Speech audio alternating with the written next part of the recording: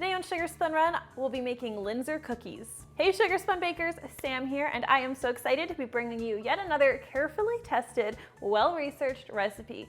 These adorable and fun Linzer cookies are actually easier to make than you probably think, and if you follow my steps, yours are going to turn out just like the pictures, so let's go ahead and get started. Now, the first ingredient you're going to need today is 1 cup or 2 sticks of unsalted butter.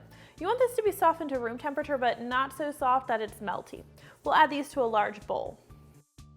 Now let's add a 1/2 cup of granulated sugar and 3 tablespoons of firmly packed light brown sugar and 1/4 teaspoon of ground cinnamon. Now you are going to want to grab an electric mixer, and you can use a stand mixer or hand mixer. I'm just using my hand mixer today. And we are going to cream together the butter and sugar and cinnamon until everything is light and fluffy and well combined. This is about 30 to 60 seconds on high speed. Now we'll stir in just 1½ teaspoons of vanilla extract for some nice flavor. Now in a separate bowl, we're going to combine our dry ingredients. We'll start with 2 cups of all-purpose flour. And traditionally, Linzer cookies use almonds, so we're going to be using 2/3 cup of almond flour as well, but see my notes if you want to know how to make a nut-free substitution. Add 1 tablespoon of cornstarch, and this cornstarch is going to help make the cookies tender and help them to keep their shape and from spreading too much in the oven. We'll also be adding a 1/2 teaspoon of salt. Now whisk everything together until these dry ingredients are really well combined. We're going to gradually add our flour mixture to our butter mixture. The dough is going to be a little bit crumbly at first, and you want to make sure that everything is well combined, but you don't want to overdo it. If you overbeat the batter, you run the risk of melting your butter a little bit, which just means you're going to have to chill your cookie dough longer, otherwise your cookies may spread. So our dough is looking pretty good here, so we are going to want to wrap it in plastic wrap. Now I like to only work with half the dough at a time, so I'm going to divide it into 2 pieces. And I'm going to form each piece into a nice flat disc. This will just make it easier to roll out in a little bit.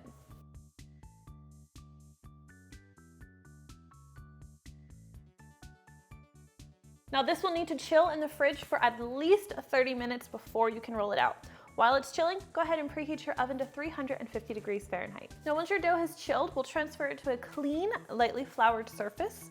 We'll lightly flour the dough as well. And you'll want to roll it to be about 1/8 inch thick.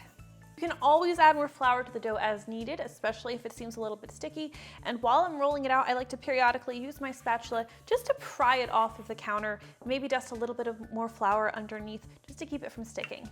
Now you can see my dough's cracking a little bit, and that's because it's still a little bit cold. I actually chilled this cookie dough overnight. If that's happening to you, just give the dough a little bit more time to warm up. It may need to sit at room temperature for 10 to 15 minutes or even a little bit longer. Now grab your cookie cutters. I like to use cookie cutters that are 2½ inches wide, and I like to use the ones that have these pretty little frills around the edges, though that's optional. Now of course you want to keep your cuts as close together as possible. And we'll transfer these to a baking sheet.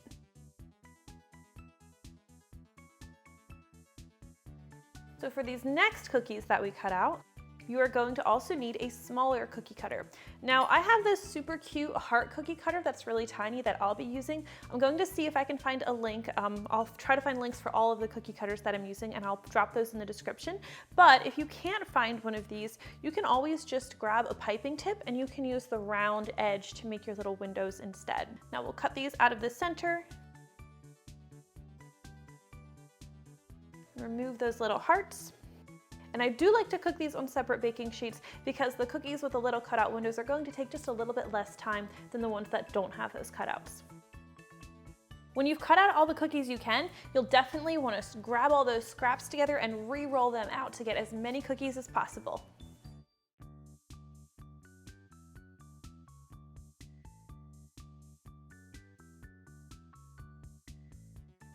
Now I do always bake these 1 sheet at a time, and they're going to need to bake for about 9 to 10 minutes or until the edges are just beginning to turn a light golden brown. The cookies with the cutouts are usually a little bit closer to 9 minutes. The ones without are a little bit closer to 10 minutes. I let these cookies cool on the baking sheet for about 10 minutes and then I'll transfer them over to a cooling rack to cool completely. You do not want to fill them until they are completely cool or you'll have a mess on your hands. Now, once they've cooled, I like to take a little bit of powdered sugar and I will just sift a little bit of that over the cookies that have the cutout in them.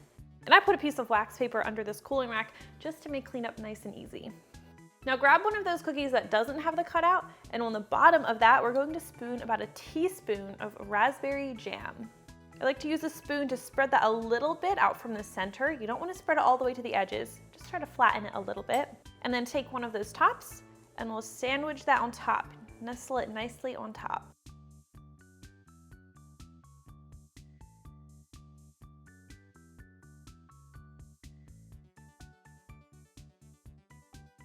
And that's all there is to making Linzer cookies.